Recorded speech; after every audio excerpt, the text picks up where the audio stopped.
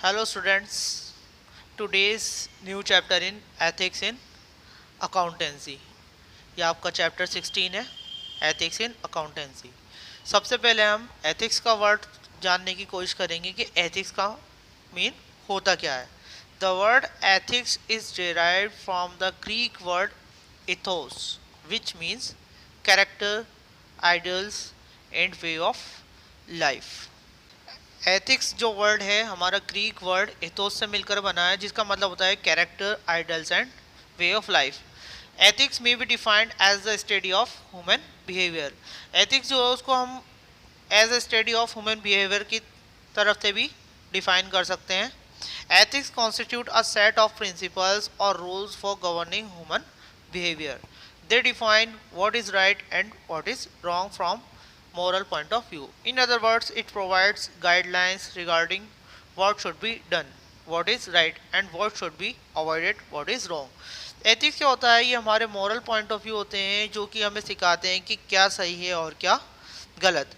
Definition देखी जाए तो according to R Wayne Mondy, ethics is a subject which is related to good and bad or right and wrong of moral duty.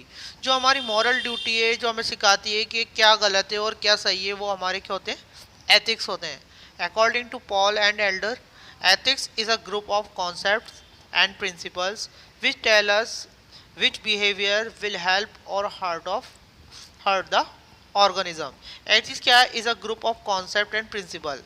concept and principle का group है which tailors, जो कि बताते हैं which behaviour with help of hurt the organism. इसका मतलब ये है कि कौन सा बिहेवियर हमारे लिए फ़ायदेमंद है या कौन सा बिहेवियर हमारे लिए बैड है, ये हमारे एथिक्स सिखाते हैं। अब नेचर ऑफ एथिक्स भी होते हैं कि एथिक्स का क्या नेचर होता है, देखते हैं। पहला जो पॉइंट है एथिक्स के नेचर का, पहला ये है related to human beings. It is related only to human beings because it is only a human being who can decide what is right and what is wrong. Ethics का पहला nature है कि ये जो है ह्यूमन बीइंग से related है, क्योंकि एक ह्यूमन ही ये देखता है कि उसकी सोचता है कि उसके लिए क्या सही है और क्या गलत। Second is related to voluntary behaviour. Ethics are related to voluntary behaviour of humans. Third one is group of concept and principle. Ethics क्या है? एक ग्रुप है किसका? कॉन्सेप्ट ऑफ प्रिंसिपल्स का। जो हमारे कॉन्सेप्ट और प्रिंसिपल्स होते हैं, क्या सोचते हैं, क्या बिहेवियर होना चाहिए, कैसा क्या सही है हमारे लिए, क्या गलत है, ये क्या है? इसका एक कॉन्सेप्ट होता है। It consist of a group of concepts and principles which are related to behaviour of individuals and tell us what is right and what is wrong. Related to social science, it is a branch of systematic knowledge that relates to social science. Next is not tied to the boundaries of time and place. Principle of ethics are not bound by a particular time and place. जो principal होते हैं ethics के, वो हमारे को bond नहीं करते कोई पर्टिकुलर टाइम और प्लेस पे। They are valid for all the times and at all the places. ये कहाँ वैलिड होते हैं? हर जगह, हर जगह पर या किसी भी टाइम पर ये हमारे वैलिड होते हैं। नो रिलीजन और no country will say that they are unnecessary and need to be followed. कोई भी ऐसा रिलीजन या कोई कंट्री नहीं है जो कि ये कहें कि ये हमारे लिए अननेसेसरी है। A decision should have the following characteristics if it is to become a consistent policy of the business. First one is decision should be just and fair for everyone. Second is decision should be suitable to all so that it is acceptable by all. And third one is it should be based on moral values. अब आते हैं sources of ethics पर कि कौन कौन से ethics के source होते हैं। तो इसके बारे में mister George and John Stevens ने एथिक्स को डिवाइड किया है कि कौन कौन से मेन सोर्स होते हैं एथिक्स के। इसमें फर्स्ट आता है लेगिस्लेशन। इसका मतलब ये है कि every country passes laws to keep a check on unethical practices. Such laws are result of social pressures. When society considers a practice unethical, it may exercise its influence on government to get that practice declared illegal. For example, the government has made it compulsory for tobacco companies to give the statutory warning smoke is injurious to health. तो ये हमारा क्या होता है, ethics होते हैं कि government ने उसकी, ये हमारे लिए अनएथिकल है लेकिन फिर भी गवर्नमेंट ने उनको ये राइट दे रखा है कि आप जो ये बेच रहे हैं, सेल कर रहे हैं, जैसे कि सिगरेट पे उस पर टोबैको की कंपनी ने लिखा है कि is smoking is injurious to health. तो ये एथिक्स है, उसके बताने का मोरल ड्यूटी है कि इससे क्या होता है, ये इंजीरियस टू हेल्थ होता है, इससे क्या होता है, हेल्थ हमारी हार्मफुल हो सकती है। Second one is religion. All the religions teach the individuals to behave ethically. Such education is vital and effective source of ethical behavior. Third one is genetic heritage.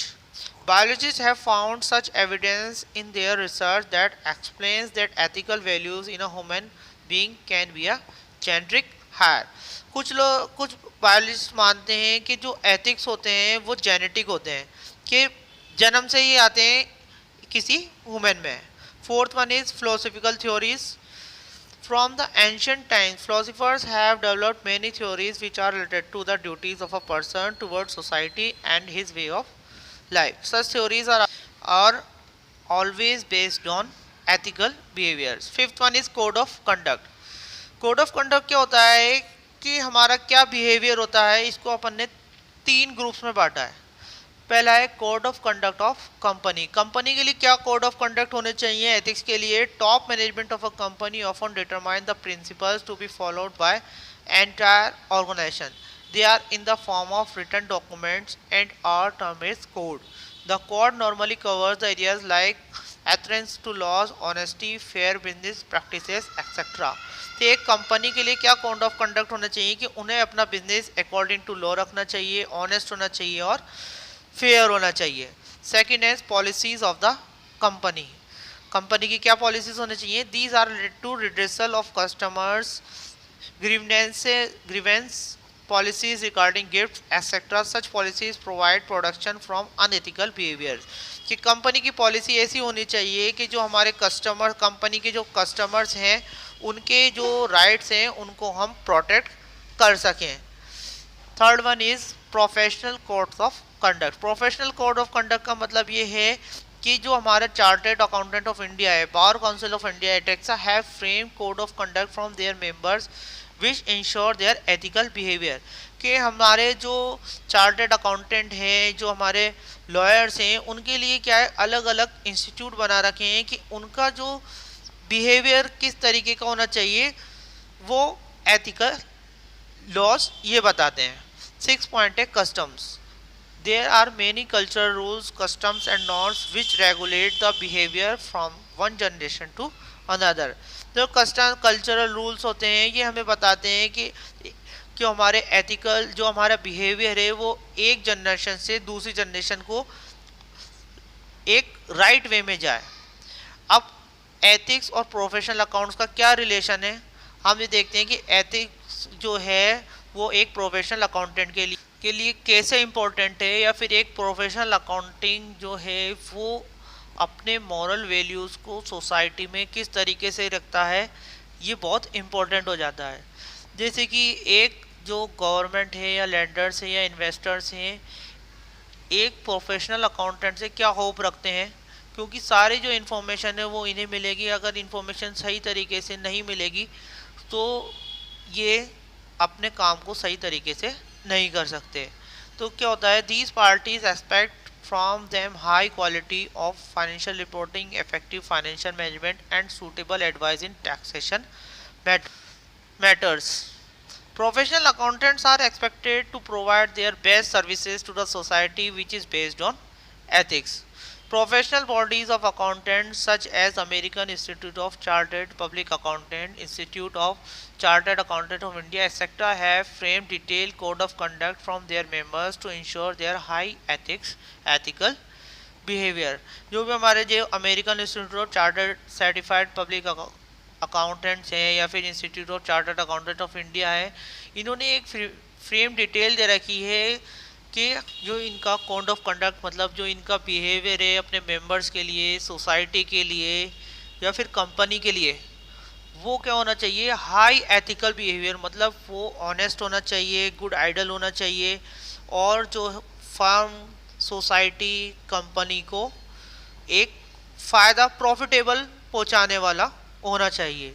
तो आज की क्लास में हमने ethics के बारे में पढ़ा। एक एथिक्स क्या होता है, अकाउंट्स में एथिक्स का क्या रोल है, कोड ऑफ कंडक्ट क्या होता है, इसके बारे में आगे भी हम डिटेल में पढ़ेंगे। आज की क्लास में बस हम आज इतना ही पढ़ेंगे। ठीक है, ओके, गुड बाय।